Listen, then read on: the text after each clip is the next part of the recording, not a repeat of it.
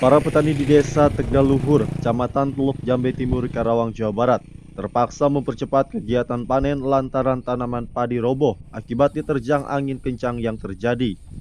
Salah satu petani desa tersebut menjelaskan, masa panen padi seharusnya selama 90 sampai 100 hari.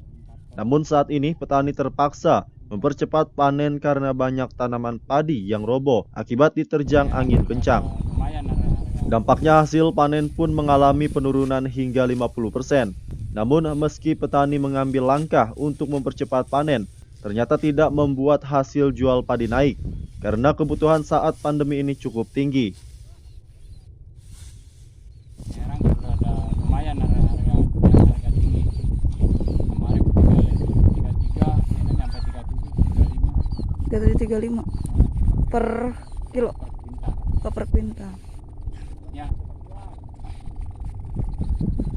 Per kuintalnya 250. Soalnya kan ada bansos ya. Selain karena angin kencang, petani dipercepat juga karena terjadinya kekeringan. Maimunah, Badar TV, Karawang.